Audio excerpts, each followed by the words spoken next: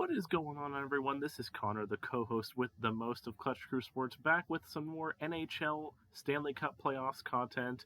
Um, this is going to be the second video in a four-part series on my predictions for the Stanley Cup playoffs. If you watched the video last time, you saw that I made not only my round one predictions, but also my predictions for the entire playoffs, and I have those pulled up on the screen right now. This episode is going to be the second round predictions, as well as going over how I did in the first round. Now, make sure to comment down below whether you agree with my predictions or not. I got some good comments on the first episode. Someone, I have Colorado and Calgary in the conference finals. I had someone comment that they thought that Calgary would take that. I still think that Colorado's going to take it in the end, but, who knows? Anything can happen. But I like reading comments, and I like answering questions if you have them, so make sure to leave those down below. Also, we have this is going to be coming out on Monday, the day before the round two playoffs start, so make sure to tune in and watch this before you watch any playoff content. And also make sure to tune in tomorrow, as we have a new episode of Clutch Crew Sports dropping at 5 p.m. Tuesday Eastern Time on the Clutch Crew Sports YouTube channel. But let's get right into it. I've got my predictions pulled up here, and, I don't want to pat myself on the back or anything, but I guess I must be some sort of prophet. I don't know, because I was 8 for 8 on my picks, which I guess isn't terribly impressive. This isn't like the NBA March Madness, first round, whatever, but, still, I think it's pretty impressive to get all 8 selections correct. In terms of how many games, there was only one of those that I got correct, and that was the Colorado Avalanche sweeping the Nashville Predators in 4 games. That was the only one I got right in terms of how many games it would take. I definitely did not expect 4 or 5 Game 7s to happen. That was definitely a shock, especially in some of these other series. But I got Colorado over Nashville correct in the sweep. That was a pretty lopsided series, as I figured it would be. The St. Louis Blues, credit to them. I thought they were going to do it in 6 games. I thought they were going to do it in 7 games. They actually did it in 6 games. This was one of the series that, when I was running down the list of all 5 series that went to 7 games, this was one of the ones that I was surprised that actually didn't go to 7 games, because, 2 very evenly matched teams. But the St. Louis Blues, they rode their power play. Their power play was fantastic throughout the series. It's definitely going to be a challenge for Colorado going against a high-powered power play, a high-powered offense in the St. Louis Blues. So good job to the St. Louis Blues. I got that prediction right. Now, definitely the surprise of the first round, in my opinion. I think this is probably probably everyone's biggest surprise. I don't think anyone saw this coming. The Calgary Flames, while they did manage to beat the Dallas Stars, took 7 games to beat the Dallas Stars.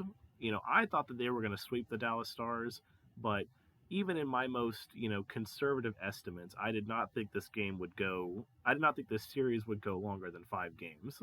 And it went the full 7. I actually thought Dallas was going to win the series at one point. They actually had a chance to close it out on home ice. They were up 3 games to 2, but they ended up losing in Dallas. And then, of course, a very, very fantastic performance from Jake Ottinger, their goalie. But then, unfortunately, he ended up giving up a goal there in overtime, and Dallas's offense couldn't help him out. So a bit worrying in my mind for Calgary. If you're letting a team who, out of all the playoff teams, had the least amount of goals scored, if you're letting them beat you, especially when you're supposed to have the second best goalie basically in the league, only behind Igor Shesterkin. Markstrom's supposed to be the second best. Some people would argue he's the best. It's not a good look when you're going 7 games with the Dallas Stars. So definitely an interesting series there. Edmonton, I thought that they would finish off the Kings in 5. Turns out that one took 7. The Kings, they really are kind of like the one last run team with Jonathan Quick. He's really getting up there in age. Dustin Brown said he's retiring, but the Oilers did pull it out on the backs of their stars, Connor McDavid and Leon Draisaitl, carrying them to victory there. And the Eastern Conference, the Florida Panthers, I thought it would take them 5 games. Took them 6 to get past the Washington Capitals. A couple of really dominant performances for the Washington Capitals. Florida's, lack of defense really showed in that series a little bit, but the Panthers were able to pull it out in 6. So, the President's Trophy winners get a little bit of rest.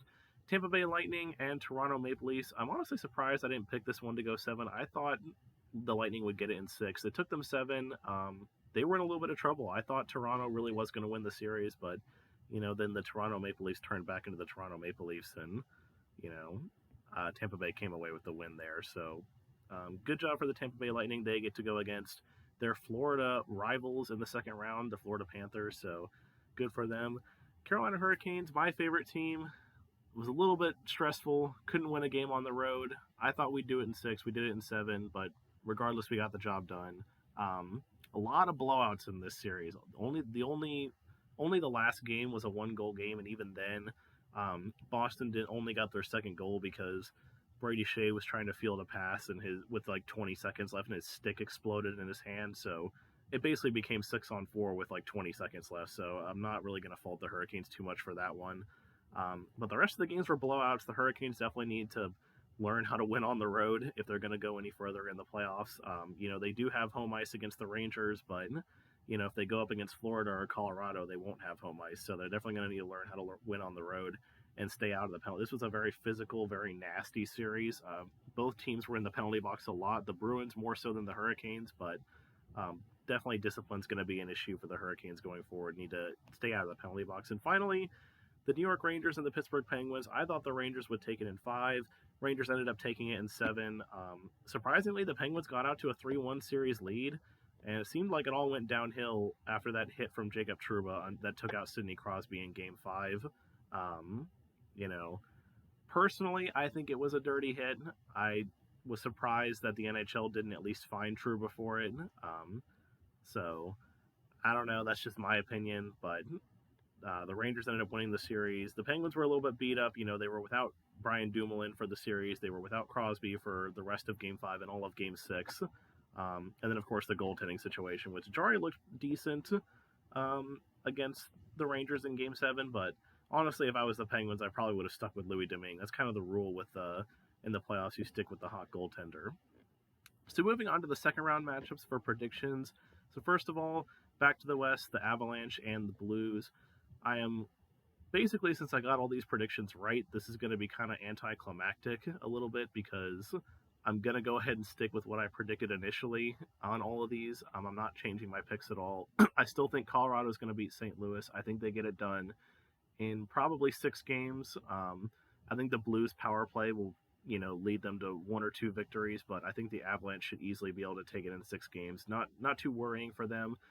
I do worry for them a little bit that they're probably going to be a little bit rusty.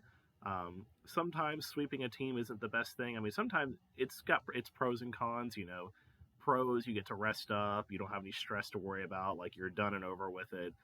The con, obviously, is going to be that you're going to be really rusty. Whereas, the Blues, they didn't go 7 games, so they'll still, have a little bit of rest. But, you've been sitting at home. I mean, they're not sitting at home. They're probably still practicing and, working out and all that stuff. But, you haven't been playing this whole time while the rest of these teams and the rest of these series have been going 7 games. So I definitely think there's going to be a little bit of rust with Colorado.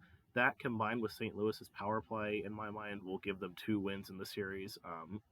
Probably, I wouldn't be surprised if the Blues actually take Game 1, just because, even though it's in Colorado, just because of what the things I mentioned. And then I think St. Louis will win 1 game at home, but Colorado will take the other 4 and win it in 6 games. The Flames and the Oilers, out of all of my predictions on here, I said I'm going to stick with what I predicted initially. It's not going to be super exciting because I got all the first round picks right. This is the one I considered I mostly considered switching, or at least I had the highest percentage in my mind to switch, just given the fact that it took Calgary 7 games to do away with Dallas, and Edmonton is obviously a lot better at scoring than the Dallas Stars are. If you're having trouble winning games against the likes of Joe Pavelski, Jamie Benn, and that's pretty much it.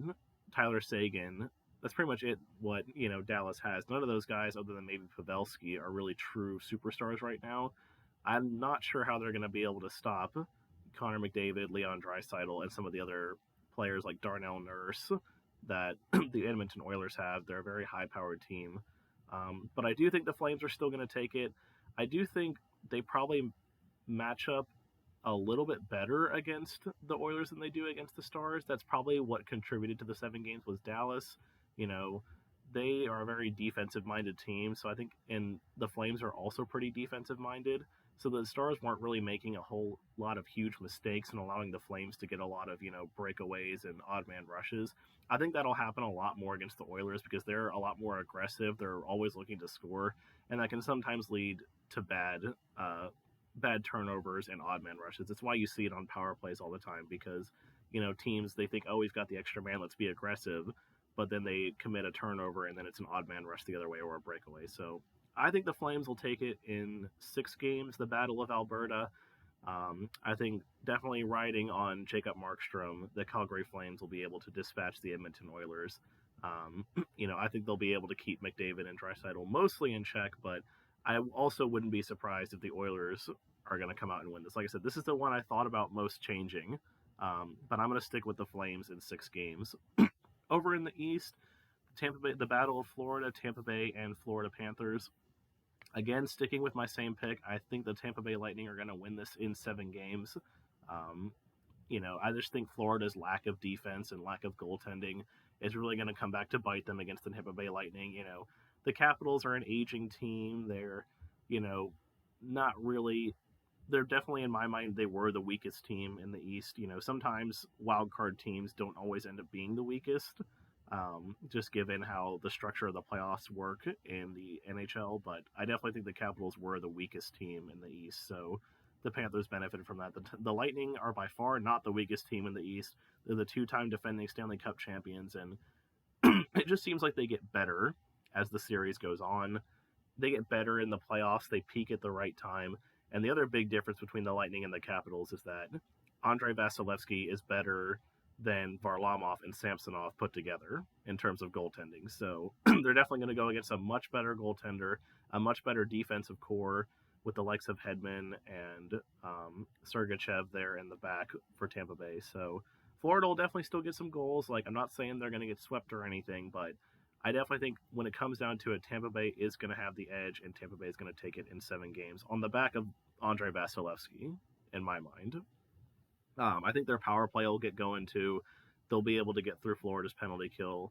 And I think, these two teams, it's going to be a lot of shootouts going on between the two. It's going to be a lot of high-scoring games, but Vasilevsky is going to be the one to keep Tampa Bay in it at the end, and they're going to go to the conference finals. And finally, my boys, the Carolina Hurricanes and the New York Rangers. The Hurricanes, they were 3-1 against the Rangers in the regular season.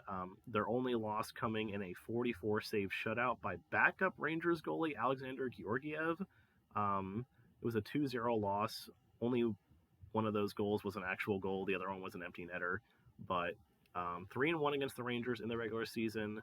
The Hurricanes likely still going to be without Frederik Andersen for a good portion of the series, maybe the whole series.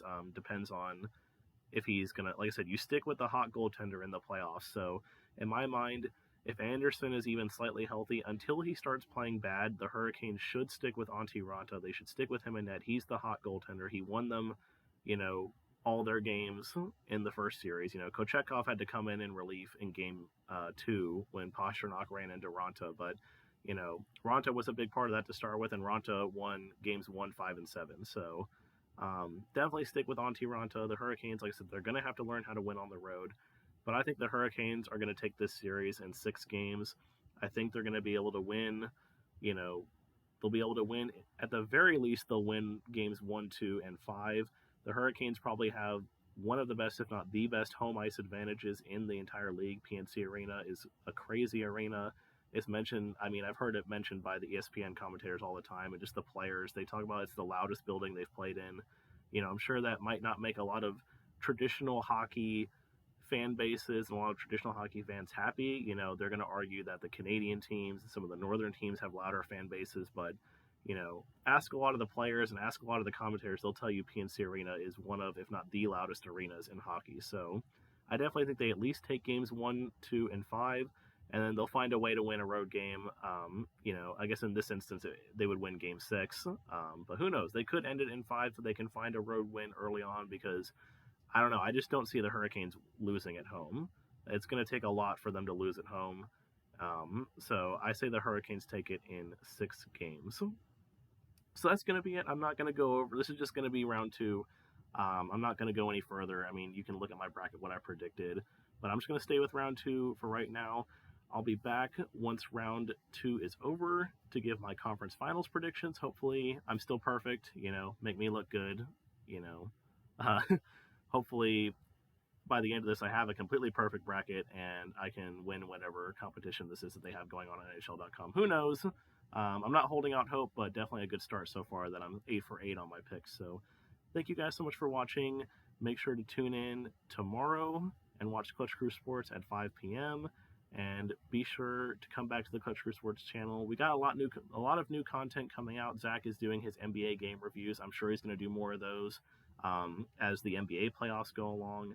And I'm also going to try and maybe start doing a NHL weekly review. So at the end of the week, I'll go over how the series are going and how everything's looking for all these teams. I wanted to do that last week, but it was Mother's Day, so I didn't really have time to do that. Spending time with my mothers, both my mothers. So definitely want to start doing that, though, in the future. And maybe, it'll be a little bit short this season since I'm not starting until the playoffs, but hopefully next season I can get this going because the NHL truly is one of my passions, and I know we don't talk about it much on the podcast, but this is a platform for me to talk about this more. So again, thank you guys so much for watching. Make sure to follow on Twitter at Clutch Crew Sports and leave any comments down below. Subscribe if you haven't already. Leave any questions or comments down below. I can answer for you in the future.